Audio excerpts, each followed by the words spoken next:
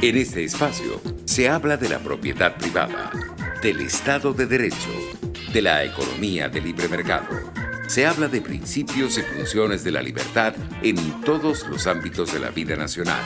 Aquí se habla libertad. RCR presenta Aquí se habla libertad con Víctor Maldonado. Ahora les voy a cantar a las niñas por bonitas, a las viejas por viejitas y a mi amor por olvidar. Cuántas flores en el plan, cuántas aves en el cielo, cuántas tórtolas en vuelo, pero cuántos gavilán, sopilotes al volar, presumido gavilán, la paloma de San Juan lo puede desplumar. Solo quiero contemplar tus ojitos y besar tu boquita sin igual, que me hace tanto, maldita sea mi suerte, mi vida me la han robado. Pero a mí me han dejado mi amor que te quiere y te buscará. Dame de despedida mi vida no más un beso. Ahora te doy mi vida te entrego yo. 11 de febrero del año 2022. A 3 días, ¿no? Sábado, domingo y lunes, a 3 días del Día de los Enamorados y atendiendo peticiones, complaciendo peticiones. Pedro Infante, Maldita sea mi suerte, una canción de 1952 de Jesús Camacho y Manuel Esperón, que fue parte de la película Vuelven los García. Bueno, todo un homenaje a una época que marcó muchísimo a toda América Latina, el primer cine mexicano y el gran Pedro Infante, cantando una canción muy, pero muy chistosa. No solo hay que oírla, hay que verla. Con Sara García tratando de encender un tabaco y él nada más y nada menos que tratando de aguarle la fiesta al compromiso de una pareja, ¿no? Le estaba enamorado y era un amor por lo visto contrariado. Fuerte abrazo hoy a todos los sociólogos en el Día del Sociólogo. Bueno, el profesor Daniel Laud me lo preguntaba, me lo decía, hoy es el Día del Sociólogo, inmediatamente me vino uno, Ramón Piñango, pero hay muchos. Mi gran amigo, que en paz descanse, Antonio Cova Maduro, un gran sociólogo. Tamara Hanot, su esposa, Tamara Hanot de Cova, una gran socióloga y una mujer brillante a la que yo quiero mucho y con quien todavía tengo estrechas relaciones. Tamara Hanot, además doctora en letras, el sociólogo del arte. Muchos, ¿no? El padre Gruzón, él también, digamos, un gran sociólogo venezolano. En fin, ¿no? Los sociólogos, bueno, es decir, Luis Pedro España, el proyecto Pobreza también, ¿no? Bueno, a todos los sociólogos,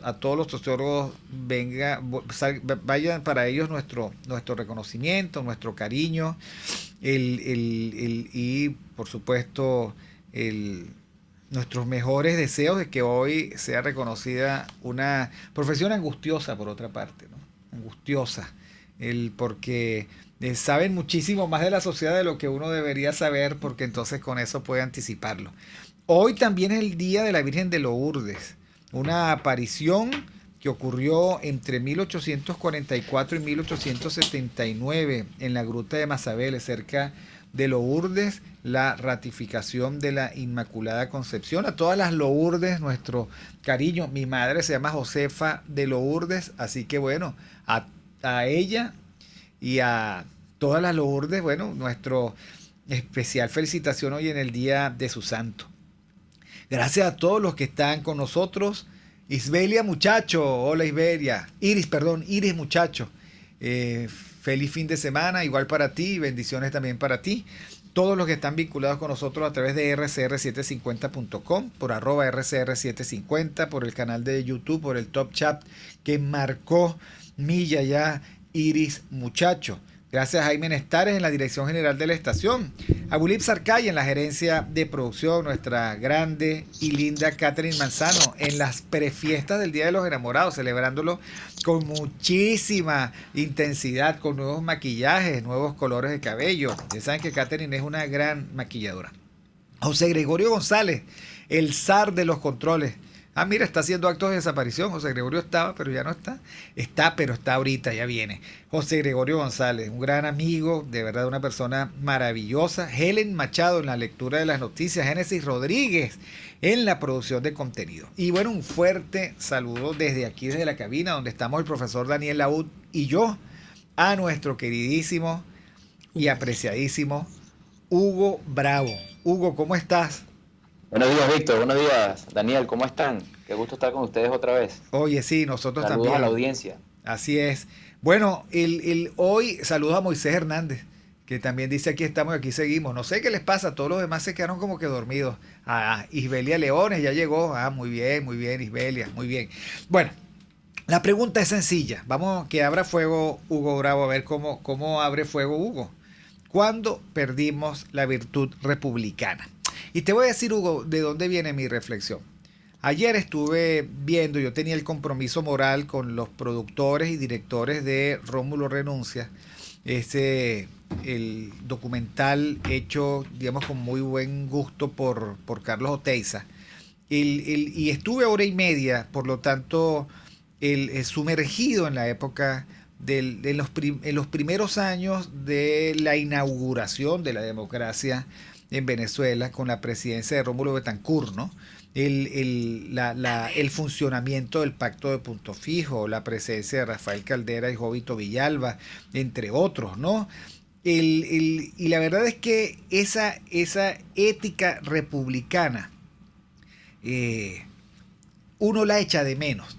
Estamos hablando de gente, de seres humanos con sus aciertos y sus fallidos, pero Venezuela llegó a tener una liturgia de virtudes republicanas que en algún momento y por alguna razón se perdió. Bueno, ¿cuándo la perdimos? ¿Por qué la perdimos? ¿Qué ganamos perdiéndola, no? Digamos que Rómulo Betancourt era una persona que sus biógrafos decían, bueno, siempre vestido correctamente, nunca vestido lujosamente. Nunca. Se notaba que los trajes eran trajes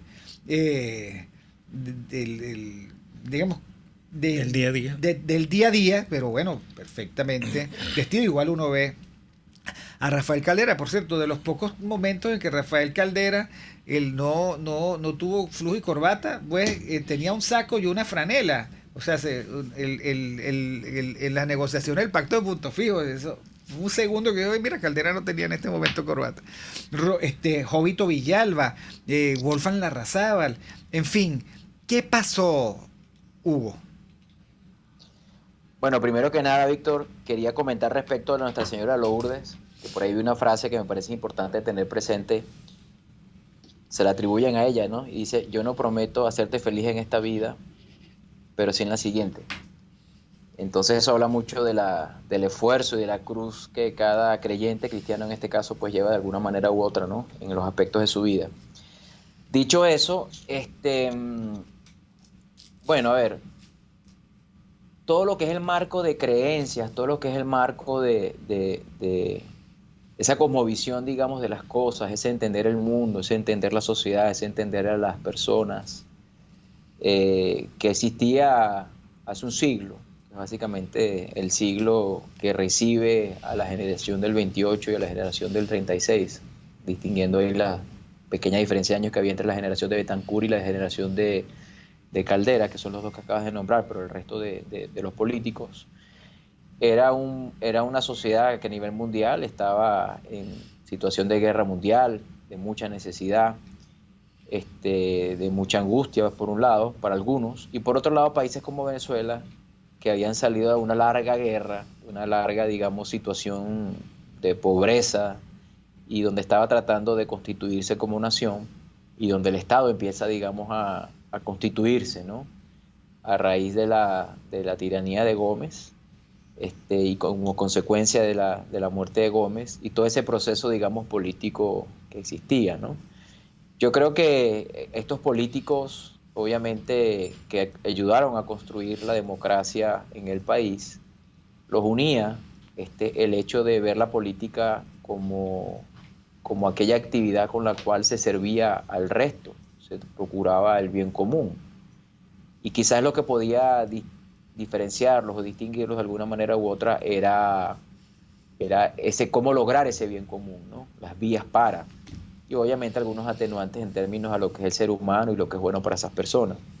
Había cierto entendimiento de lo que era bueno, de lo que es cierta mística, digamos, del esfuerzo, del trabajo, del coraje, ¿no? Porque, vamos a estar claros, ellos tuvieron que nacer en un sistema tiránico, decidieron entrar en política, estuvieron en política a lo largo de una dictadura, y no me imagino cómo serían esos momentos donde las cosas no se sabían y las atrocidades a las cuales podían estar sometidos y en algunos casos vivir, ¿no?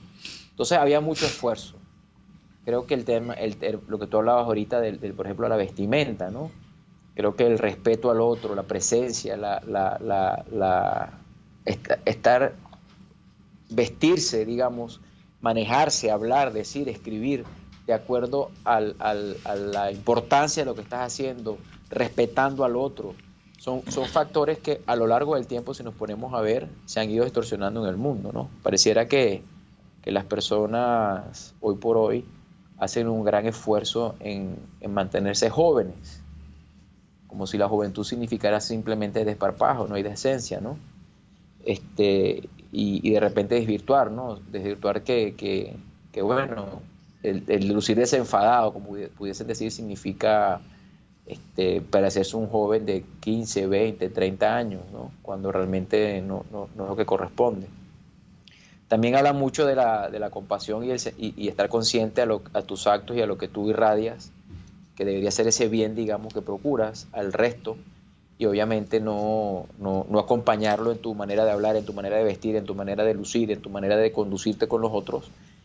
También se manifiesta de esa manera, ¿no? Cuando ya pierdes de tu vista o tus intereses, que son necesarios y son importantes, ¿no?, de todo ser humano, son siempre los que prevalecen versus los intereses de los otros, al punto que tu vista se distorsiona y dejas de verlos. Obviamente la estética de tu comportamiento va desacompañando a lo que realmente debería de ser, lo que el resto espera, ¿no?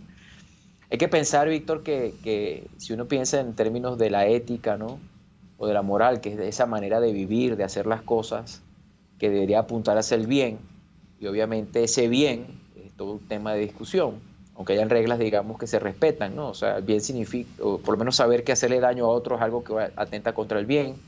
Pensar solamente en mí, no pensar en los otros, también termina atentando contra el bien. Son cosas que quizás para las personas captar con su razón, con su inteligencia, no son necesariamente fáciles, ¿no? Porque requiere o implica una reflexión. No obstante, las conductas, lo que uno ve, el ejemplo, ¿no? Ese ejemplo, no sé si era Emerson o qué filósofo norteamericano decía, aquello que haces grita tan duro que no puedo escuchar lo que dices. O sea, lo que haces, cómo te manejas, cómo te conduces, es lo que realmente la gente ve. Y ahí tú manifiestas de alguna manera el bien, ahí tú manifiestas, digamos, dónde están tus preferencias, tu querer, lo que es importante. Y esa serie de valores o principios como el trabajo, el respeto, el saber que robar es malo, así que robe es amigo mío, es conocido mío, estudió conmigo en el colegio, es hijo no sé quién, es malo, hace daño, pervierte y no es tolerable. Y no modelar, ¿no?, ese tipo de conductas que son, digamos, censurables. En el caso específico de Venezuela, para cerrar un poco la apertura de esta reflexión, tendría yo a pensar que una sociedad donde el Estado se hizo tan fuerte, el ciudadano se fue haciendo prescindible en términos del aporte al contrato social, en términos económicos, en términos de lo que es el sistema democrático, donde la riqueza petrolera nos desbordó, y estar cercano al Estado abría las posibilidades para que tú pudieses, digamos, hacer negocios o algunos lícitos y abrir la puerta a ilícitos, ¿no? Creaste una burocracia donde habían empleados o personas que manejaban cantidades astronómicas de dinero y cuyas éticas, moralidades pues eran débiles o simplemente veían una oportunidad sin hacerle daño a nadie, entre comillas, para beneficiarse económicamente por el esfuerzo que ellos asumieran que estaban haciendo, y una sociedad que asumía que eso no era un problema y que no era censurable siempre y cuando las personas que estaban ahí hicieran algo por el país. pues obviamente fuimos perdiendo el norte, ¿no? Esa riqueza brutal, vamos a llamarla de alguna manera, que se da en los 70s, cuando ocurre el boom, ese boom petrolero y se crea ese ambiente en Venezuela Saudita. Ahí hay como un hito, ¿no? Cuando se nacionaliza el petróleo o se estatiza, que es la manera correcta de decirlo, donde el Estado realmente se hace dueño, digamos, de esa gran cartera, esa gran billetera, y nos embriagamos, ¿no? De dinero, como el nuevo rico, ¿no? Que no supo cómo manejarse, porque ese dinero de alguna manera no lo tuvo que trabajar, no lo tuvo que construir, sino es una fortuna, se ganó la lotería y se emborrachó, ¿no? Se descontroló, y eso sacó los peores vicios que pudiéramos tener como individuos y como sociedad, a los cuales nos fuimos acostumbrando. Hay que pensar, hay un libro que seguramente ustedes conocen que se llama La Bene Democracia, que es un conjunto de entrevistas que hace, creo que es la doctora Alicia de Friedrich, no sé si estoy pronunciando bien el nombre, donde entrevista a Caldera, a Betancourt, a Jovito, estaba ahí un joven Pekov, estaban ahí varios, ahorita no recuerdo, pero varias personas importantes donde hacían reflexiones y ya estaban muy preocupados con la situación de la democracia, de la política, de la economía en el país. Habíamos perdido el norte. Tomó 20 años después para que Chávez tomara el poder. Pero 20 años es nada, pues, ¿no? O sea, al 20 final años es nada, pero es mucho, todo, ¿no? Porque es mucho y es nada, pero soportando finalmente no vieron la bola de nieve, ¿no? Ahí tú acabas de colocar un hito, ¿no? La inmensa fortuna que manejó el Estado provocó un nuevo riquismo, ¿no? Profesor Daoud. Sí, bueno, ahí tiene razón Hugo, la coincidencia con los años 70, ¿no? Con el proceso de reversión petrolera y con el boom petrolero, ¿no? Las dos cosas juntas, ¿no? Que durante mucho tiempo, y ese es otro de los grandes mitos que tiene Venezuela, pues siempre se comentaba que los precios habían subido porque la OPEP había subido los precios, ¿no? Y en realidad era un mercado de demandantes y eso fue lo que hizo que el precio llegara a niveles estratosféricos, ¿no? Y estratosférico digo yo, $12. Así es. ¿Okay? No los ciento y pico que llegó en el año 2010, sino apenas $12, ¿no? Pero el asunto es que aquí hay que llamar, hay que irse también un poquito más atrás, ¿no? Fíjate, cuando se hizo el convenio Tinoco, el famoso convenio Tinoco, que siempre se cuenta de que hubo una revaluación del bolívar, que nunca fue ninguna revaluación, que fue una devaluación escondida, ¿okay? Igual que lo que ocurre cuando el dólar pasa de 4.50 a 4.30, también hay una devaluación escondida, ¿no? Porque el bolívar todavía seguía siendo respaldado en oro y lo que se estaba haciendo era apreciando el valor del oro en dólares, y entonces eso parecía como que fuese una revaluación y no era una revaluación de verdad, sino todo lo contrario. Entonces, bueno, esos dos efectos lo que provocaron fue que las empresas petroleras obtuvieron mucha más ganancia, ¿no? ¿Okay? Y estoy hablando de las empresas petroleras transnacionales, ¿no? En el caso del convenio Tinoco y en el caso de las dos revaluaciones que supuestamente se hicieron en el 72 y en el 73, entonces eso impactó positivamente a las empresas petroleras que eran transnacionales. El gobierno se perdía cada vez que hacía una de estas devaluaciones, perdía plata, ¿okay? Porque le entraban menos dólares, la misma cantidad de bolívares, pero eso representaba menos dólares, pues. Entonces, cuando ellos revierten, ¿okay? Se convierten en que las ganancias las recibe el mismo gobierno, pues. Las recibe lo que nosotros llamamos Estado, que en realidad es el gobierno, al ser propietario de PDVSA. Y entonces, claro, desde ahí en adelante eso alimentó la furia de devaluar la moneda. Pues en el 83 lo sintieron con muchísima fuerza, ¿okay? Y después de eso, bueno, jamás se detuvo el proceso. Se siguió devaluando y por supuesto empobreciéndonos, ¿okay?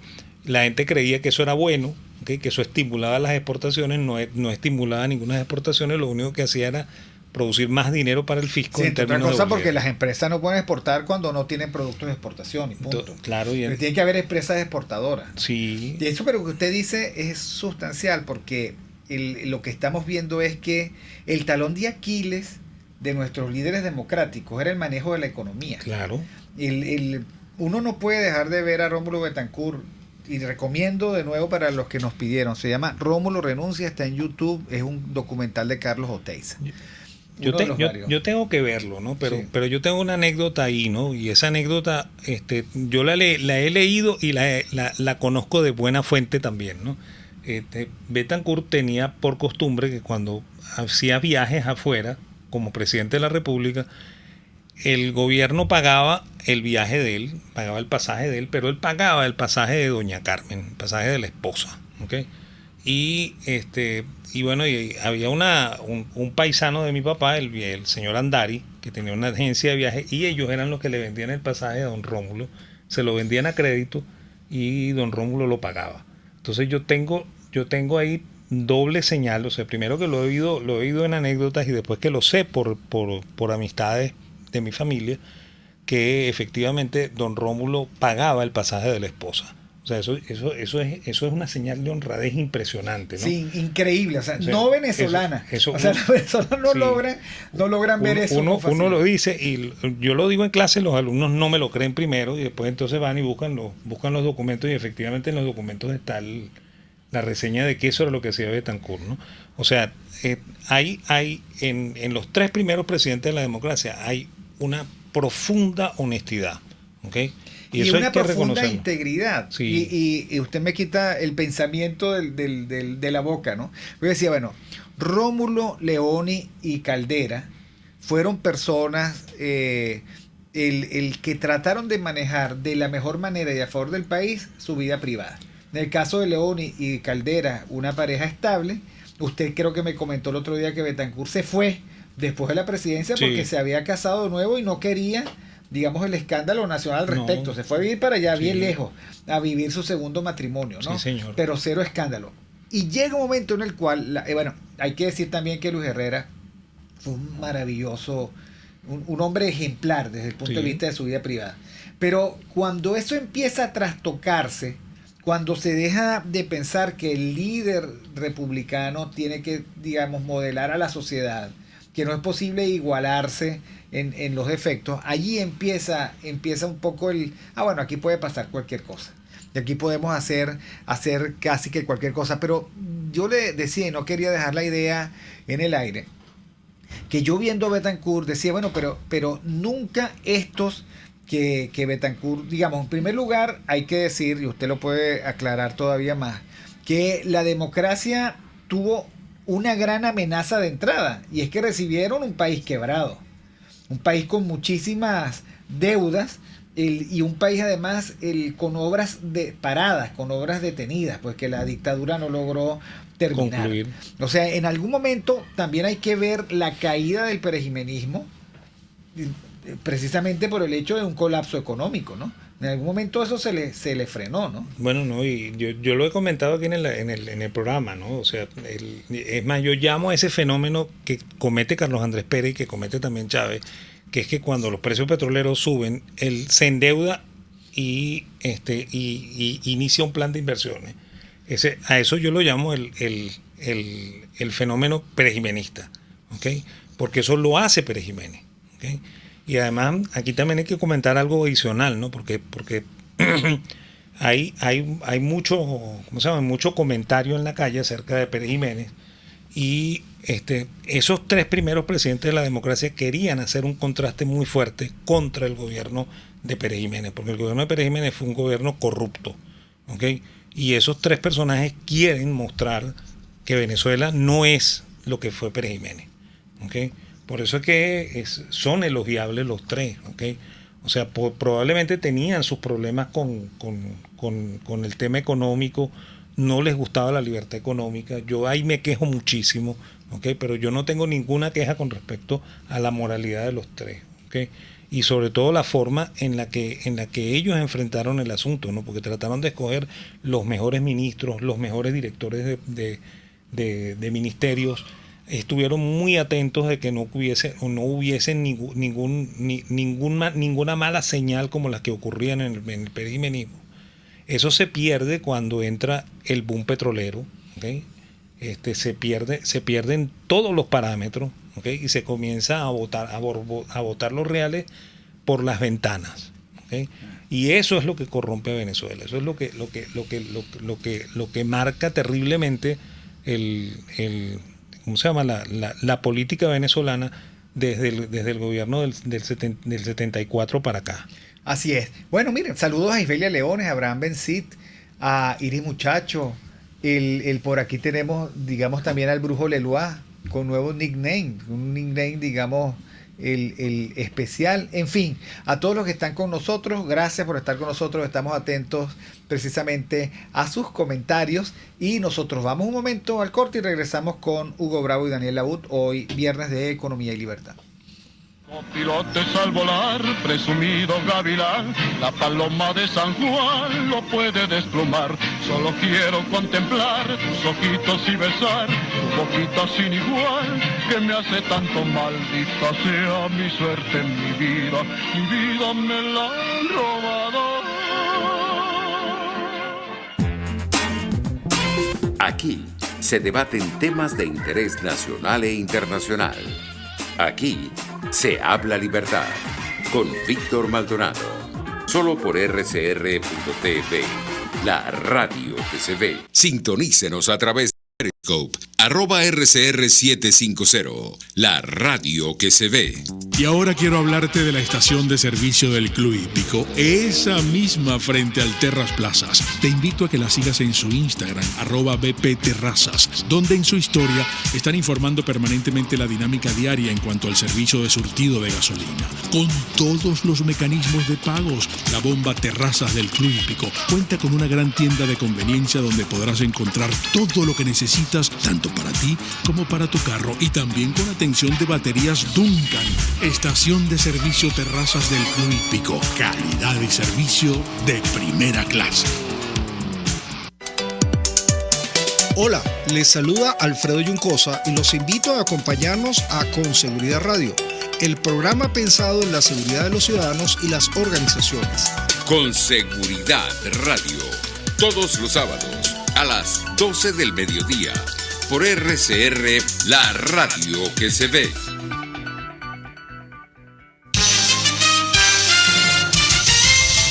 Informe RCR presenta titulares. Movimiento Venezolano por el Revocatorio Mover consignó ante el TSJ recurso de nulidad contra actuaciones del CNE sobre el referéndum revocatorio. Vecinos de las minas de Baruta en el estado Miranda protestaron este viernes tras cumplir 15 días sin servicio de agua. Salario de los docentes universitarios cayó un 99% desde la llegada del chavismo. Así lo reseñó el diario La Prensa de Lara. Más allá de nuestras fronteras, presidente de Estados Unidos, Joe Biden, instó a los estadounidenses en Ucrania a dejar el país, esto mientras Rusia continúa amenazando con una posible invasión. Secretario de Estado de Estados Unidos, Anthony Blinken, advirtió este viernes que Rusia podría invadir Ucrania en cualquier momento. El alto funcionario destacó la importancia de apoyar a Ucrania en la defensa de su integridad territorial y la soberanía. Y en los deportes, el extremo venezolano Darwin Machís terminará la temporada en el Granada español, tras no haberse producido finalmente su traspaso al club estadounidense, el Charlotte Football Club. Hasta aquí los titulares de esta hora, les informó Helen Machado. Sigan con la programación de su RCR.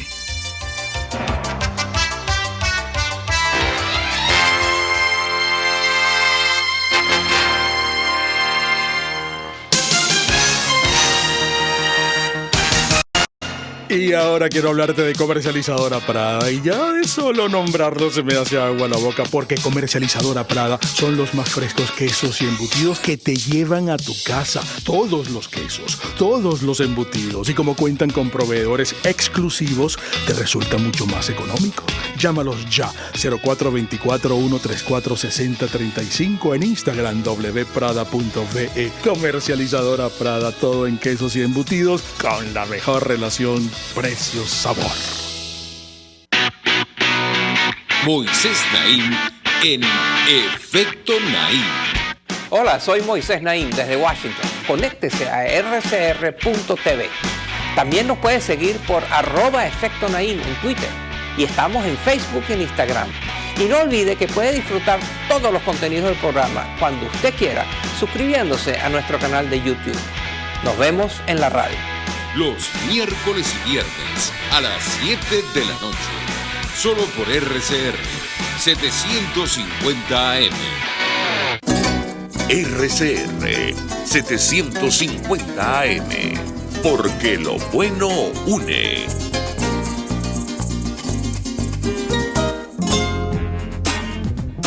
Ideas para alcanzar un país con libertad económica, democracia política y seguridad jurídica. Aquí se habla libertad con Víctor Maldonado. Solo por rcr.tv, la radio que se ve.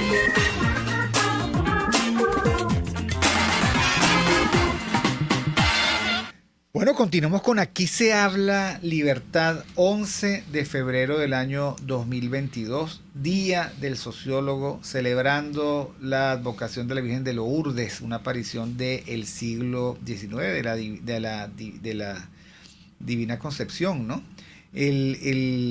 Estamos conversando sobre cómo perdimos, cuándo la virtud republicana, haciendo contraste en la primera etapa y en los desafíos de esa primera etapa de la democracia. Por cierto, feroces los ataques de Fidel Castro a Rómulo Betancourt. Sí. Feroces, públicos y notorios. Entonces Betancourt tenía al castrocomunismo de enemigo, a la derecha de Rafael Leónidas Trujillo de enemigo, a los militares restauradores del perejimenismo de enemigos, y bueno, el porteñazo y el carupanazo dieron fe de eso, y para colmo, la juventud venezolana se fue para las guerrillas, el MIR. La juventud de AD. Se le fue para su juventud se le fue a la guerrilla. Porque estaban todos enamorados de Fidel. Todos. Un enamoramiento que todavía en el segundo gobierno de Carlos Andrés Pérez sobrevivió a ese manifiesto asqueroso y repugnante de los 1000 intelectuales venezolanos. En fin, ¿no? Ganó Fidel, perdió Fidel los sobrevivió a todos y finalmente, digamos, ganó la partida, ¿no? Hugo, yo propongo... Ganó la partida en este plano. Exactamente. Hay cinco atributos que quiero comentar con ustedes, ¿no? De estos primeros presidentes.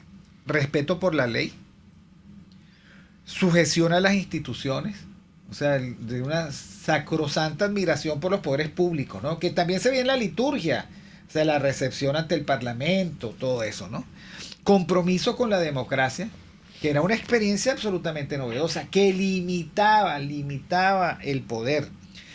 Una lucha frontal contra la desestabilización, que ya sabemos que venía por todos lados, y el darle sentido popular al esfuerzo democrático. Allí en el documental dice, bueno, Rómulo se dedicó a inaugurar escuelas, acueductos, eso que en el documental se llaman obras funcionales, ¿no? Entre otras cosas. Por cierto que qué divertido, porque Rómulo tenía un Rolls Royce como carro presidencial. Uno de los carros presidenciales, un Rolls Royce heredado, creo que se lo habían regalado a López Contreras. A López Contreras, un Rolls Royce antiguo.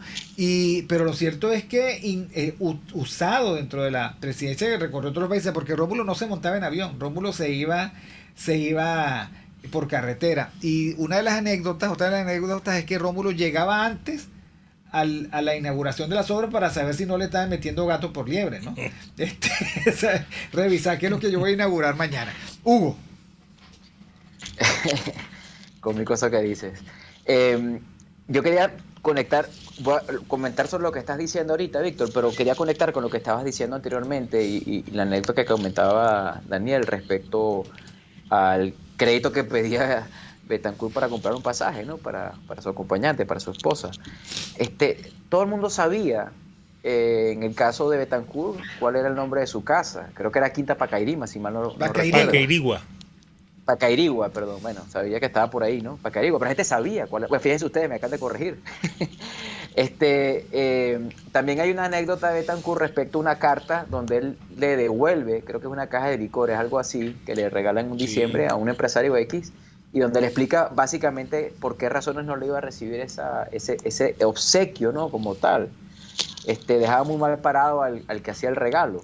La gente sabía que Caldera vivía en Tinajero, la gente sabía que existía el escritorio Liscano, que era donde trabajaba Caldera, y yo creo que ambos hicieron, no sé si la casa de Betancourt fue un regalo o no, pero tiendo a pensar que en ambos casos, y estoy casi seguro del caso Tinajero, pidieron créditos para hacerse sus casas, ¿no? O sea, el crédito funcionaba. Tú hablabas antes del crédito para pagar un pasaje, imagínate tú, ¿no? Esto también te habla de esa institucionalidad, de ese sistema económico que de alguna manera hacía su trabajo, ¿no? Hablabas tú anteriormente el día del sociólogo, recordando a nuestro querido profesor Ramón Piñango, quien me dio clase en el IESA y de quien aprendí mucho. Y me hiciste recordar a Durval Batista. En las clases de Durval Batista, también fue mi profesor en el IESA, que en paz descanse. Él hablaba de ese hito en el PIB que se creó en los 70, ¿no? Cuando a partir de la estatización del petróleo, el PIB privado empezó a caer y el PIB público o del Estado empezó o fue el que tuvo mayor prevalencia, porque creo que en general, no recuerdo ahorita bien las curvas, el profesor lo me puede corregir, Daniel, pero definitivamente la inversión privada y el peso de lo privado fue cayendo. Es interesante recordar que en ese momento, para ese momento, creo que era de hecho el último año del primer gobierno de Caldera, el nivel de producción, llegamos a récord. No sé si fueron 3.300.000, 3,5 millones de barriles diarios, pero llegamos a un récord.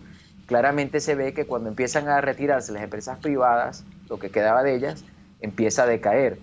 Hay un segundo hito en la producción petrolera que se crea, creo que fue el año 97, creo que llegamos a estar en 3.300.000 barriles nuevamente, en el segundo gobierno Caldera. ¿Y qué había ocurrido en ese momento? La apertura petrolera, ¿no? Entonces, ahí hay como dos elementos para analizar y revisar en términos de esos elementos. Ahora, yendo a lo que tú planteas, Víctor, en términos de los atributos, ¿no? El respeto a la ley, es atenerse, digamos, o respetar la institucionalidad, construir, digamos, todo lo que el compromiso con la democracia, los ritos de la democracia, la lucha frontal contra todo lo que tenía que ver contra todos estos ataques feroces contra la democracia y darle sentido social a todo esto. O sea, hay un tema que es importante, que cuando tú planteabas la reunión de hoy, en la invitación, hablamos de la estética y de la ética, ¿no? Yo quisiera hacer una breve referencia, antes de comentar a estos elementos, un texto que me hizo recordar, cuando íbamos a conversar acá, es un texto del profesor Rafael Alvira, del Instituto de Empresa y Humanismo en España, que está asociado a la Universidad de Navarra. Él escribe sobre las dimensiones estéticas de la empresa, pero la referencia me parece importante y me permito leerlo si me deja brevemente. Él dice, hay un problema a resolver que es que estética, elegir, dice, esto reviste una importancia no pequeña. Una estética siempre hay, la belleza es, junto a la verdad y la bondad, un radical humano. Sin la relación a lo verdadero, lo bueno y lo bello, no se constituye eso que llamamos mundo humano. Pero lo característico de la belleza es que tiene carácter de inmediata para nosotros. Para saber qué es verdadero o bueno, debemos reflexionar. La belleza, por contra, nos impone, ¿me gusta algo o no me gusta? Por eso un empresario, al hacer la reflexión del empresario, habrá podido quizás de vez en cuando descuidar la ética, pero se sabe bien que si se descuida la estética se arruina, el producto tiene que gustar. Yo creo que hoy estamos en una situación de país donde ni siquiera la estética preocupa a las personas, y entonces digamos que la decadencia en términos de la verdad y en términos de lo que es bueno, pues se distorsiona más, ¿no? Claramente, la formación, por lo menos en el caso específico de Caldera, que la democracia cristiana se afinca y se apoya en la doctrina social de la Iglesia, hay toda una cosmovisión de lo que es el ser humano, hay toda una cosmovisión. La doctrina social de la Iglesia habla mucho de lo que significa la política y el servir a los otros. Había un apego a la verdad, a lo bueno, entendido desde ese punto de vista de lo que es bueno para el ser humano, y obviamente una estética que lo acompañaba. Entonces ese hecho de tener un traje, vestirse bien, peinarse bien y estar apropiadamente y manejarse bien, utilizar bien las palabras, estudiar la Constitución, estudiar las leyes, estudiar la sociología, eran elementos fundamentales para crear toda esa digamos, institucionalidad, ese entender lo que es correcto y es bueno para el resto. Bueno, por eso, Hugo, mira, cuando yo era pequeño, a mí me llevaban al Centro Simón Bolívar a comprarme los flus. En Navidad, digamos que con la modestia de que nosotros, en la que nosotros íbamos, me compraba mi flusecito. ¿Ok? ¿Por qué? Porque había que vestir bien al niño, un flusecito. Cuando yo vengo a la universidad, yo le decía a mis alumnos, mira, yo lo siento mucho, pero aquí los muchachos me tienen que venir con pantalón largo, medias en los zapatos, zapatos cerrados y camisa con manga. Porque eso de estar mostrando, con el perdón de lo escatológico, los sobacos peludos, eso no le gusta a nadie. Y a los muchachos les molestaba. Yo en la católica yo me asumí así, y en donde yo doy clases saben que a mí me tienen que ir los muchachos vestidos como muchachos, no como si se hubiesen parado en la mañana en una playa. Las muchachas pueden venir como quieran porque en eso soy un poco más tolerante, pero los muchachos, digamos que tienen que venir bien vestidos. ¿En qué momento se perdió? ¿En qué momento se perdió el hecho de separar espacios, tiempos y contextos? ¿En qué momento? Porque entonces cuando viene el episodio vergonzoso, pero vergonzoso por feo, de la fiesta en el Tepuy, entonces uno dice, pero es que no todo está perdido en Venezuela, porque es que en Venezuela todavía discriminamos entre lo bueno y lo malo, y entre lo bonito y lo feo, porque hay cosas, como tú lo planteas, Hugo, que son insalvables desde el punto de vista de la estética. Esa ridiculez de hacer una fiesta en un Tepuy, ¿ok? De gastarse no sé cuántos miles de dólares probablemente para terminar, digamos, con una poseta hecha, digamos, mal hecha, con un tobo abajo, pero todos con vestido largo, con zapatos, como uno dice, cónchale, ¿dónde está el sentido de la belleza de la vida? O sea, de cómo te planteas tú la vida, que tiene que ser con frugalidad, que tiene que ser con sencillez, que tiene que ser, digamos, con respeto por las cosas. Pareciera que la fiesta era, y el sentido de la fiesta era la transgresión. ¿Dónde no podemos hacer la fiesta? En un Tepuy, allá. ¿Cómo es que no tenemos que estar en un Tepuy con vestido largo? Así. ¿Ok? El cómo es la peor condición, o sea, mostrar la intimidad, llegar a mostrar, digamos, la no poseta, la letrina de tobo, muestra, digamos, una procacidad que afortunadamente los venezolanos no vieron como buena. Bueno, allí está la salvación, y por eso es que existe tal vez la posibilidad de volver a restaurar la virtud republicana, donde el presidente es alguien, digamos, que trata de vestirse bien, donde tiene a su mujer y la respeta, donde vive en una casa con su familia, donde sus hijos no tienen necesariamente ningún tipo de privilegio por ser hijos, donde sabemos dónde comen. Yo tengo que decirlo. Yo cuando el presidente Pérez, entre su primer mandato y su segundo mandato, siendo expresidente, o sea, viviendo como uno veía en Parque Central de repente a Carlos Andrés Pérez comiendo con 3 amigos, y uno se le podía acercar. O sea, yo le digo, a todos los que he podido decir, les he dicho a los políticos actuales, sean cotidianos. ¿Cómo es eso que un líder político nunca come en un restaurante? Nunca. ¿Cómo es eso? ¿Por qué? ¿Por qué tú marcas esa distancia tan ridícula y tan patética? O sea, tú tienes que ser cotidiano. Mira, lo vi comiendo con 3 amigos, se estaba tomando whisky o un café. ¿Cuándo perdimos eso? ¿Cuándo, digamos, se marcaron inmensas distancias entre lo que es el pueblo venezolano y lo que son sus líderes? Profesor Laúd. Bueno, ahí yo también tengo que contar algo que también es anecdótico, ¿no? Yo nací en el 59, ¿no? Por lo cual yo nací en el periodo democrático, y la primera conciencia que yo tuve de un presidente fue con Leoni, porque primero en casa estaban inaugurando el Guri, y ocurrió una cadena y muestran a un señor calvo dándole ¿cómo se llama? A un switch, ¿okay? Y así arrancaban las turbinas a botar agua y a producirse la energía, ¿no? Yo le pregunté a mi mamá, ¿quién es ese señor? Entonces ese señor, me dice mi mamá, es el presidente de la República. Primera conciencia que yo tuve de un presidente de la República, algo así como a los 7, 8 años. Bueno, el fin de semana siguiente estábamos yéndonos para la playa, y estábamos en la avenida Baralt. Papá se para en la esquina y al lado se para un carro largo, ¿okay? que a mí me llama mucho la atención, y yo me asomo por la ventana y veo al mismo señor Calvito que estaba en televisión bajando la máquina dentro del carro, y yo lo saludé, un muchachito de 7 años saludando al presidente, y el presidente me saluda. Bueno, eso es inconcebible hoy. O sea, uno no ve al presidente de la República parándose en un semáforo, ¿ok? No, nunca. En unas caravanas que si tú estás por ahí cerca te atropellan y te matan. Te empujan, te tiran, claro. te disparan. El presidente de la República se paraba a cumplir con el semáforo. Eso es elogiable, pues. Así es. Eso es cumplir con las instituciones. Mira, pues. Antes de dar la palabra a Hugo, porque ya se nos está yendo el tiempo. Otra anécdota. Yo estaba en 3er grado. Eso significaba 9 años probablemente, ¿no? 6, sí. Entre 7 y 9 años. Yo tenía un club en un colegio parroquial que se llamaba Nuestra Señora de la Candelaria, que desapareció y que quedaba, por cierto, en la Candelaria, de las hermanas Agustinas Recoleta. Yo tenía un club con 3 amigos.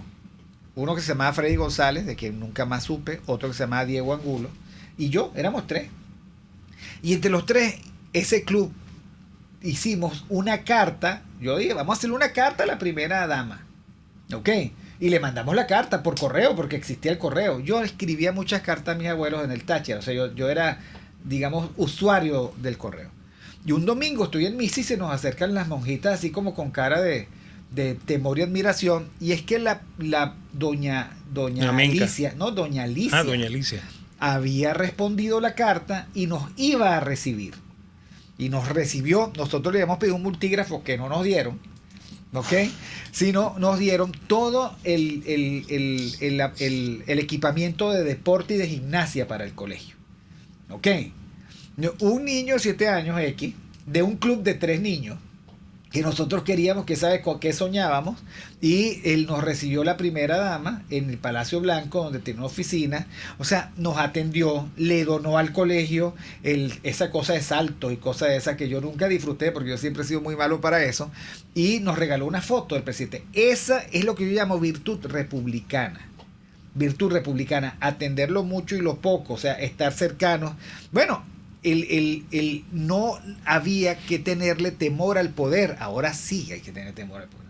Aquí ahora el poder es terrible, es oscuro, es desastroso, ensucia. En aquella época, digamos, 3 niñitos de la Candelaria, y tuvimos esa gesta, pues, ¿no? En esa época.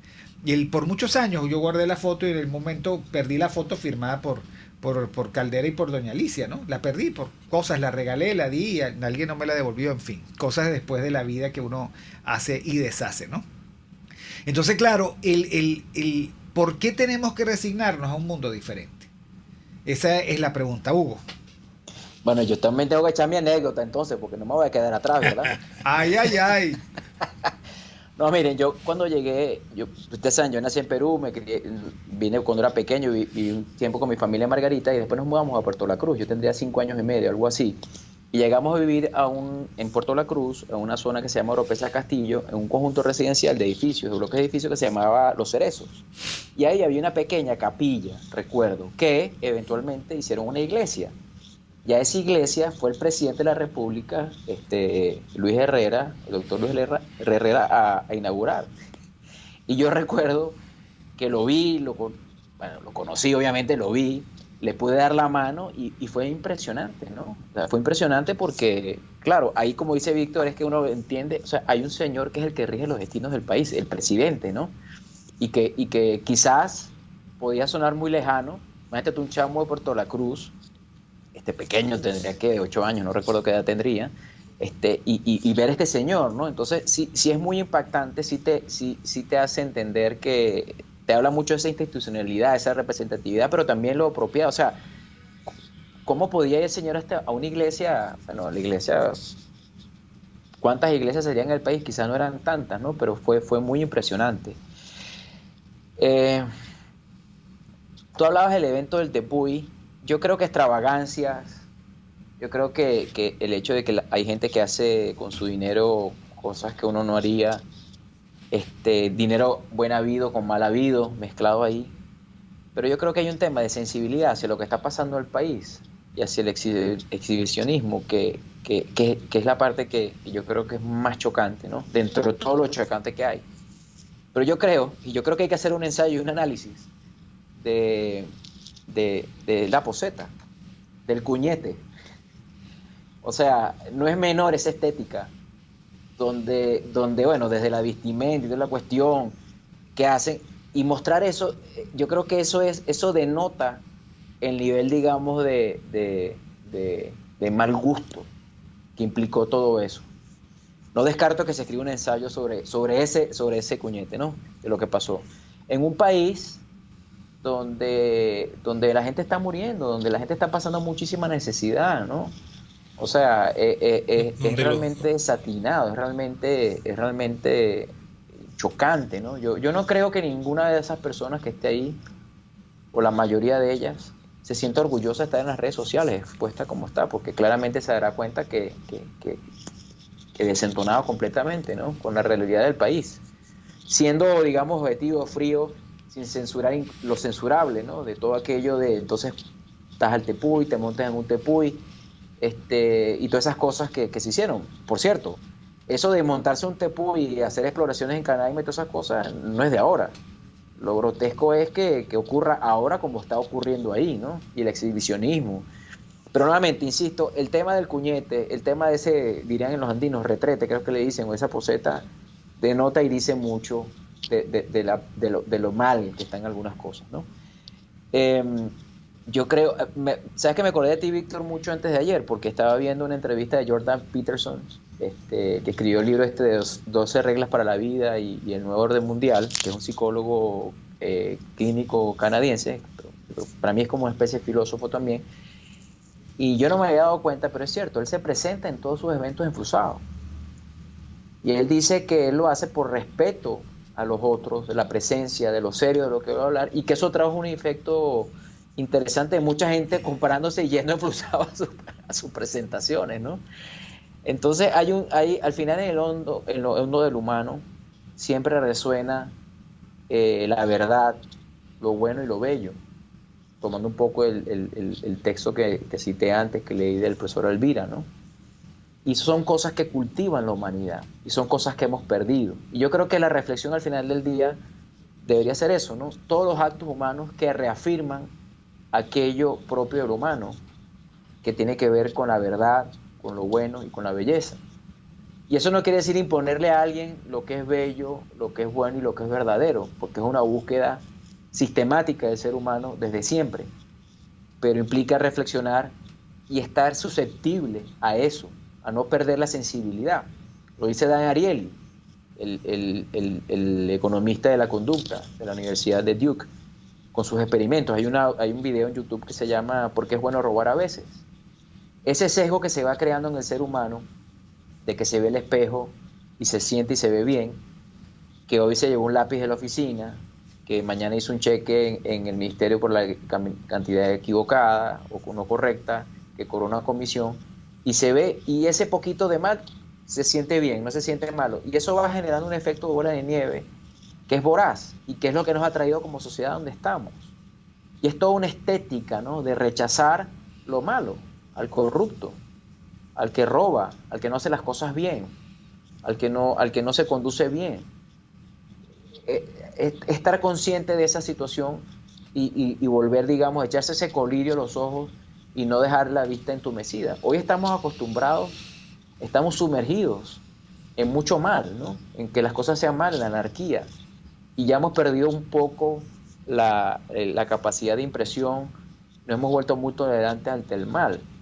O sea, lo que ocurrió con el niño que murió abaleado es un escándalo, allá en Trinidad, es un escándalo que ha debido levantarnos como nación por la indignación que eso nos tiene que haber causado. O sea, no nos levantamos como nación y nos indignamos ante ese hecho triste, llámese accidente, no accidente, homicidio culposo, lo que sea. Pasó y pasó, como pasa todos los días que se mueren las personas en los hospitales, como vejan a las personas mayores que no cobran su pensión, y toda la serie de cosas que pasan en el país. Entonces, creo que ese es el llamado de atención, no perder la sensibilidad, no acostumbrarnos a esa estética fea las cosas malas que pasan, ¿no? Bueno, mi querido Hugo, muchísimas gracias por tus reflexiones. Gracias al profesor Daniel Laud por estar ustedes dos como siempre los viernes. Hoy ha sido un viernes muy especial porque la reflexión ha sido demasiado intensa pero a la vez grata. Descubrí ayer también que en el 62 año en el que nací fue el año del porteñazo y el carupanazo. Así que, pobre madre mía, ¿ok? Pobre madre mía todo lo que tuvo que sufrir, ¿no? En un mundo que podía ser un poco más sosegado. Gracias al Top Chat de canal YouTube, la verdad les agradecemos muchísimo. Iris, Abraham, Isbelia, María, el Brujo Leloa y a todos ustedes, a Moisés Hernández, a todos ustedes su compañía. Gracias a Imen Estares en la dirección general de la estación, Ulip Sarcaya en la gerencia de producción, Catherine Manzano en la producción, José Gregorio González en los controles, Helen Machado en la lectura de las noticias y Génesis Rodríguez en la producción de contenido. Nos vemos.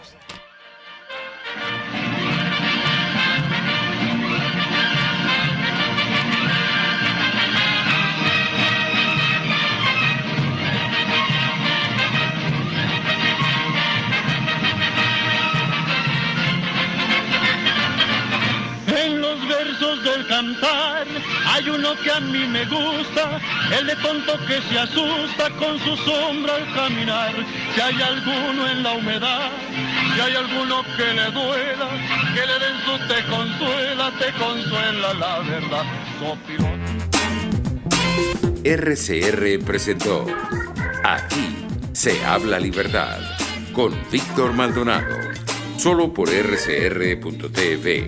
En Twitter y Periscope, @RCR750. La radio que se ve.